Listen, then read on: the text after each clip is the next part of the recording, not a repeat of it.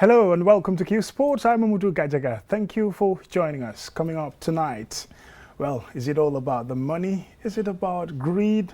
Is it too much? A World Cup every 2 years. That is what FIFA is proposing to member associations. And you'll be surprised, the Confederation of African Football have unanimously agreed with this decision. Well, we will talk about the ins and outs of it, the advantage and the disadvantage in the studio, and I'll be joined by Adedarame to talk about it. First, let's look at the Gambia. The Gambia National Olympic Committee held its elective congress, and for the next 4 years, Beatrice Allen is going to be the president of the association. She defeated Lamin Kinkoli in an elective congress, 25 votes to 17. We'll also be looking at sports politics. All that on tonight's Qsports.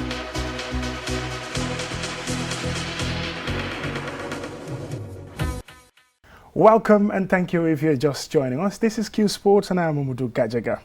Well, first, let's talk about sports politics.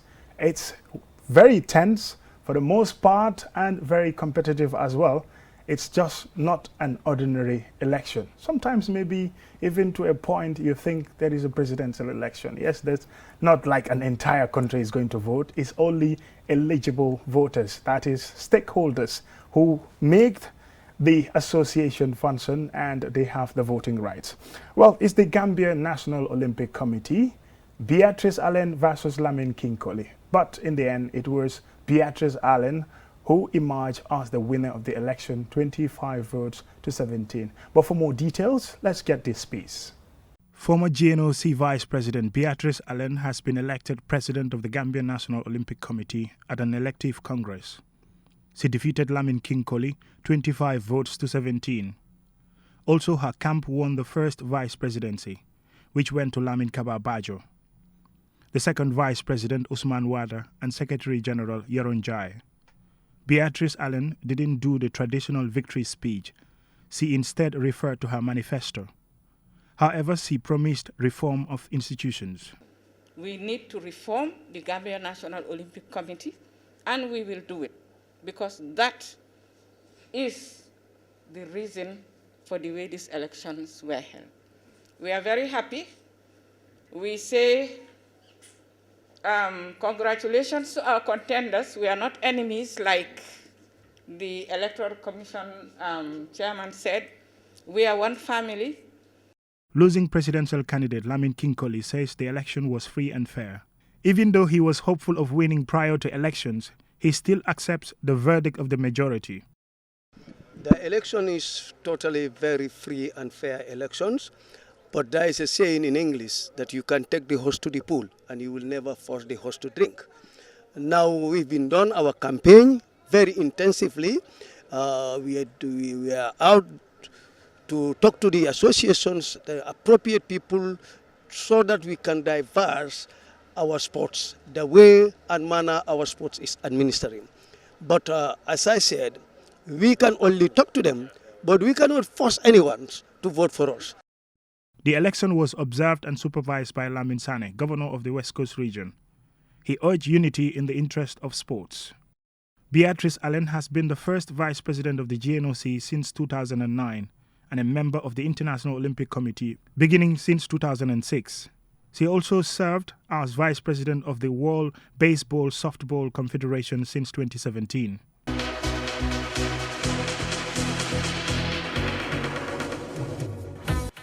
Yes, still on Qsports. We're talking about sports politics. The Gambian National Olympic Committee election was held, and for the first time, a woman is at the helm of affairs, Beatrice Allen. We say congratulations to her, and Lamin Kinkoli there conceding defeat.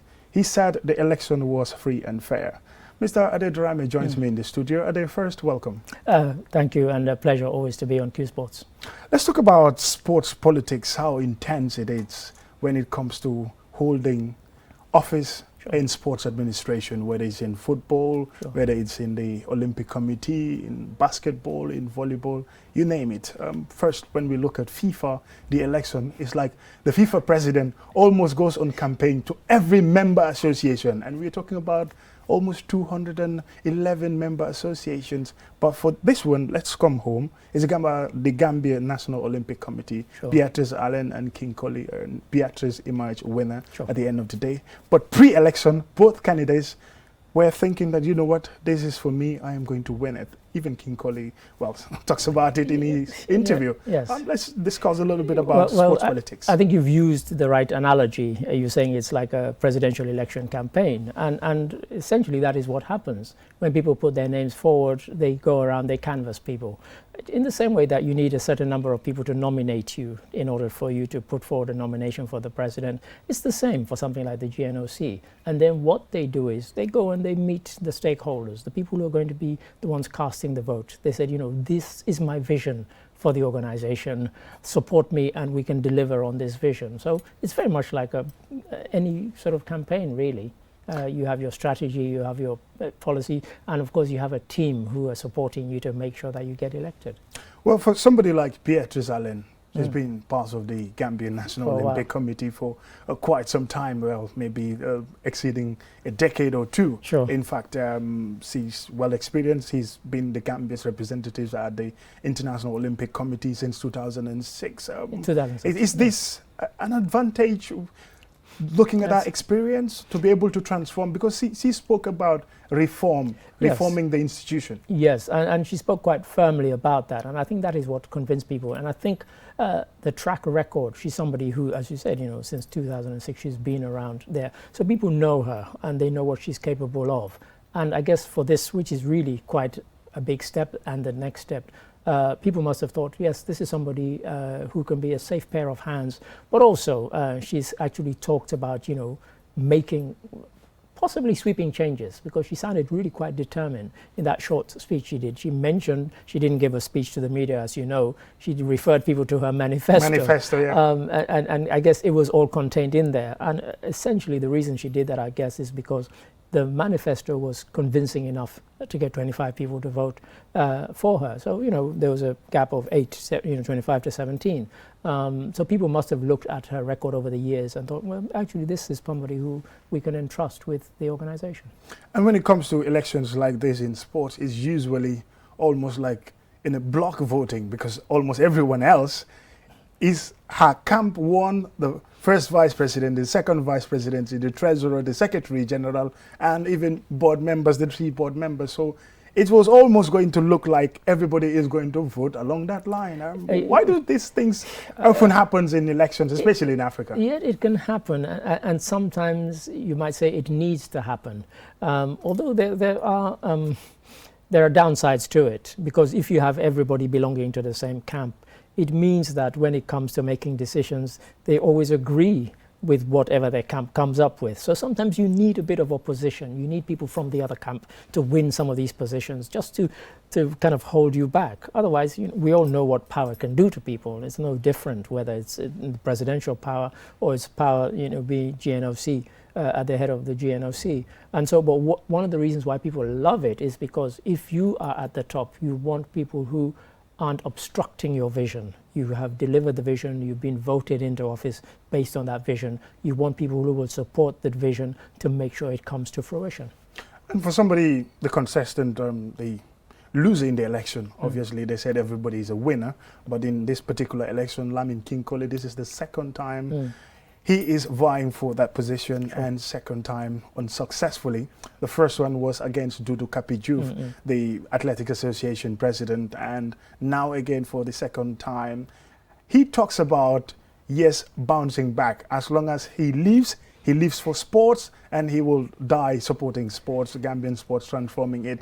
Yes. He wanted to give it a new face. Sure. That's the kind of phrase that he uses. Do you think he can bounce back from this? I think if he's determined enough, and what he will do is, he lost by 8 votes. What I suspect he will do is that he will keep a keen eye, an eagle eye, on what Beatrice and her team are doing to make sure that they don't kind of go off the rails. And in a way, that's a good thing. And so, if for me, I get this sense that he will support them. He won't obstruct them.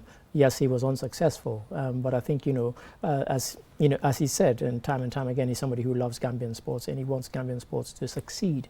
I think he will support them, but he'll keep an eagle eye on them to make sure that they stick to what they have promised to do. And if they don't, of course, that's what he can use if he's going to campaign against the next time, to say, well, you promised this, this and this, you didn't deliver on it.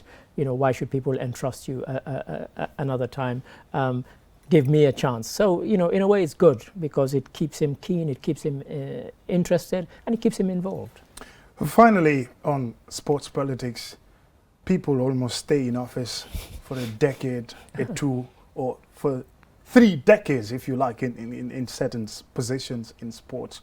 Well, often fingers are being pointed at them for not doing enough, or maybe for being there far too long. Let's look at the pros and cons of this. If you ask me bluntly, mostly there are cons. But because really when you get into that kind of position, imagine ahead of the Olympic, you get to travel the world. Who wouldn't want to travel the world, not at your own expense, at somebody else's expense. And so sometimes that can be the thing that seduces people in wanting to stay. You get to stay at the best hotels, you get per diem, you get all these perks. So why wouldn't you want to, keep doing it? So sometimes that is what can seduce people, and that is what can sidetrack them from really the reason they got appointed in the first place. So for me, those are the cons. Those who support it, the pros, will say, well, if you stay in the position long enough, it means you learn things, and hopefully you improve as you go along. You don't just stay in one place. You become innovative, and you can pick up ideas from around the world as you travel. That's what people who support this kind of longevity. But I myself, I've never been a supporter of it. I think 1 or 2 terms are fine. But as you said, here and in Sierra Leone, I know people who've been in some of these organizations for 30 years. Come on, that's ridiculous. It is as if it is meant for one person. It's as if it is their personal property. It becomes almost a job for life, Right. And it should not be that. It should not be that. You should give opportunities to other people who have fresh ideas or new ideas or different ideas. But what tends to happen is if you get to that position, you don't keep all the perks for yourself. You give them to certain people, and those certain people they ensure that you stay in power because they'll keep getting those perks from you. So that's the danger. That's the danger, and fantastic discussion on that about sports politics. With specific focus on the Gambian National Olympic Committee's elective Congress. Beatrice Allen is the president-elect as far as that office is concerned, at least for the next 4 years. Well, we are going to take a short break, and when we come back, the big topic is about having a biennial World Cup. Well, the tradition has been World Cup every 4 years. That has been there for ages. But now there seems to be a little bit, at least for the proposal for now. Yes, the big support is coming from the Confederation of African Football. Europe have been opposed to it. CONMEBOL have been opposed to it. And you have individual players commenting negatively against it. They said there's going to be too much football. Well, after the break, all that discussion. Looking for the fastest and easiest way to receive money transfers from abroad? Well, QMoney and RIA just made it happen.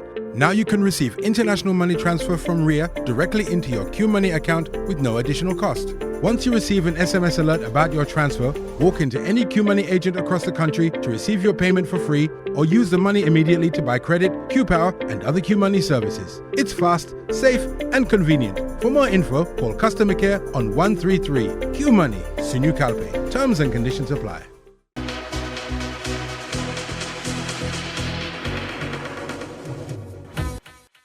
Welcome back, and thank you very much if you're just joining us. This is Qsports, and I'm Umudu Gajaga.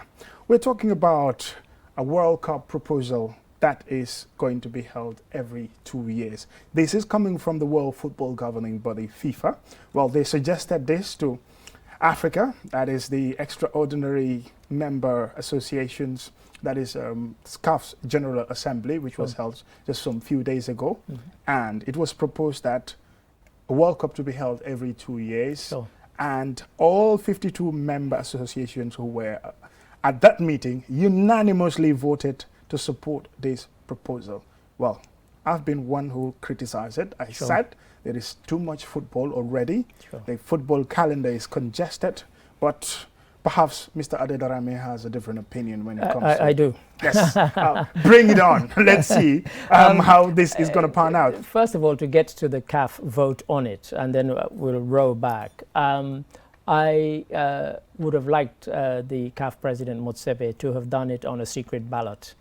In fact, what he did was he asked for a show of hands, and Infantino was there, FIFA president, and I suspect people didn't want to be seen to be against it, because you know, it's rare that although he made quite a passionate speech, kind of selling the idea, and then he said, "Can I see by a show of hands who is in support of it?" And everybody raised their hand, so it was unanimous. But I think, you know, for something like that, given the importance of it and the seriousness of it, I think a secret ballot of no more than 10 minutes would have done, and then, you know, they could have gotten the result. And I wonder whether the result might have been different, and whether there might be a few dissenting, you know, people voting against it. But we will never know, because that was accepted as being the sort of final result.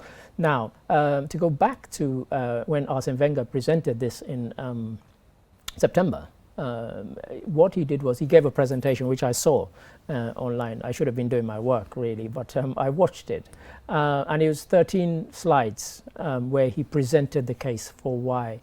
And he said that he expects that there would be opposition to it, and he even quoted some footballers who said, you know, we play too much football already. And then he broke it down into statistics of, you know, the amount of the percentage given to national football and to club football. At the moment, it's 80% to club football and 20% to national team football. And he said, you know, we expect there to be resistance to it because we've all become used to the idea of this happening every 4 years. But part of what he was saying was that don't resist it as a kind of knee-jerk reaction, 4 years to 2, and then you, oh, you know, we're playing too much football already, which is exactly what happened. The very thing he predicted did come to pass. You know, UEFA and lots of managers said, oh no, too much football. But what it's proposing is that you restructure the calendar so that actually footballers don't get to play any more games than they're playing now, because that would be ludicrous. We're already talking about them playing too many games anyway. And what you will do is that you will reduce the number of games and so on. And who knows, you might even reduce the number of friendly matches, which take up almost half the number of games that are played already. You know, now for national team coaches, this is a kind of double-edged sword, because sometimes a friendly game is what you use to assess whether somebody's good enough to, but it can never replicate. Part of your squad. Be part of your squad, but it can never, pardon me, replicate a competitive match. But you reduce those, and you reduce some of the other competitions that are, for example, in UEFA now they have this Europa Conference League as well as the Europa League.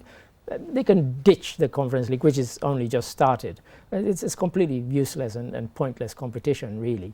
You know, so that's one that straight away you free up player time, and then you look at all the calendars, and it actually instructed the various associations around the world, CAF, CONMEBOL, you know, UEFA, saying, look at your calendars. Don't just kind of give a knee-jerk reaction and say we don't want it, we don't want it. But you know, it's one that will cause debate for people who like football. You know, if a player is 28 and he makes his first appearance at a World Cup, you might, if you're lucky, see him at another World Cup. But if he's 28 and he makes his debut at a World Cup, you'll see him when he's 30, when he's 32, when he's 34, when he's 36. You might see him in 4 World Cups rather than 1 or 2. So, you know, there are advantages of it. And of course, when the World Cup comes around, there's a lot of focus on it. But I heard you say, is it all about money and so on? Well, for some people, yes, in fact, that's what's going to be my next question. Sure. Most of the criticism has been FIFA want more money, more money, because more competition means more money. Yes, if you have a World Cup every 2 years and FIFA gets, let's say, an amount of about $4 billion for staging the World Cup, well, if they have that amount of money for every 2 years, that means more money for FIFA. Yes, they're proposing that there is going to be more money for member associations, especially for poorer nations who can't finance their football, nations included, of course, Gambia, Mauritania, and Botswana, you name them. So they would be giving maybe more remuneration to be able to help their football development. Not just that. I think one of the things that swayed Africa, because one of the biggest debates this year And that's why I think they were being very clever when they went to the CAF Congress. The debate kind of crystallized around the fact that the likes of South Africa, the likes of Ivory Coast, some big teams suffer. They're not going to go through to the World Cup, because you have people like South Africa playing against Ghana. Ghana, yes. And then being knocked out, and these are big teams in Africa. And what they said was that, guess what? If we do this every 2 years, Africa might get more places. Yes, and some are even suggesting up to 9. Yeah, well, this is it. And I think this is what was one of the things that really enticed people to think, oh, okay, if we vote for this, to me, I don't see it. Why the fact that it's every 2 years means Africa gets any more places. What will always determine whether Africa gets more places is how our teams perform when they get there. That's the way it's been, I was going to say rigged, that's the way it's been fixed so far. If we go there and we and perform... not the current performance. The last one was embarrassing. All African teams were knocked out in the group phase. In the group phase. So if you get beyond the group phase, you get to a quarterfinal or semi-final or a final, then we will get more players, not because it's held every 2 years. So even though that was something that seemed to appeal to them, the kind of notion that... And when I listened to the argument by Infantino and others, I didn't see how holding it every 2 years will somehow magically increase the number of places for African teams. You're still going to get the same number. And again, this is something that Europe will always oppose anyway. I mean, they get the lion's share already, and they don't want to give up on that. And you and I know that you have the likes of England playing these minnow teams that get thrashed 10-0 and so on, yes, and they call it a qualifier. It's a joke. England have had harder friendlies than that game against San Marino or Andorra or whoever it was. Europe won't want to give up on the number of places it's got. And if they think that every 2 years, having a World Cup every 2 years is going to be one of the things that's going to mean more places for Africa and less for them, then they're even more going to be coming up out against it. Let's still talk about the money issue. Maybe for Europe also, they have almost the richest competition, sure. The Champions League. Well, for England, obviously the Premier League. In fact, this should have been the richest competition as far as football competitions is concerned, sure. In terms of the remuneration that teams would get as they pay off for participating in the Premier League. Yeah. Because all the big sponsorship and television revenue. So for them, are they opposing it because if the number of matches gets reduced, let's say, for instance, the UEFA Nations League, that's another competition now, different from the Euros. If that could be dropped, it means a loss of revenue for them. Could that be one of the reasons why UEFA is against it? Because as well, CONMEBOL is also against the proposal. Yeah, I mean, in Europe they already have the European Championship, which includes all the big teams qualify. And even FIFA, I mean, we talk now about FIFA as being this very wealthy organization, which it is. It's worth billions. But it was only on FIFA made a loss until the first time they held the World Cup in America. The Americans showed them how to. They couldn't believe that you had the biggest sport in the world, and the organization at the head of it was making a loss. And the Americans showed them how to maximize this thing and get revenue from it. You had the likes of Pepsi, Coca-Cola, and all these people rushing to sponsor it to the tune of hundreds of millions, and in some cases billions. And you're like, why hadn't you tapped into this before? The Americans showed them how to do it. And then people said, once they knew how to make money, they became obsessed with making money. But really and truly, something like the kind of Nations Cup, there's that Europe is now, it's only in its first iteration, it hasn't really taken hold in the way that, the European championships have. So I think they could drop it. And CONMEBOL, they have the, Copa America, they have all these other competitions, Copa Libertadores, which again features lots of big teams playing small teams. So for some of them, they'll think, okay, it's a loss of revenue. But I think FIFA is also promising that if it's every 2 years, even more money will come to them, actually. And so, there's kind of push and pull. FIFA are going to have a very, very hard job getting this sold. But as I said, I watched the presentation by Wenger. I watched the press conference he did back in September, and he was quite persuasive about the fact that there need to be changes and that people shouldn't just react like, oh, you know, we're used to this every 4 years. So what? I mean, innovate, you know, think differently, and you know, and in fact the thing was called the future of football. That was what the presentation was called. But we will see whether that is the future of football, because as you and I are saying, there's a lot of opposition to it, but I am certainly one who's in favor of it every 2 years. We are going to end on that note. We'll continue this discussion in subsequent programs. Africa, sports infrastructure, sports politics, and FIFA's proposal of World Cup every 2 years. Well, you can give your reactions online.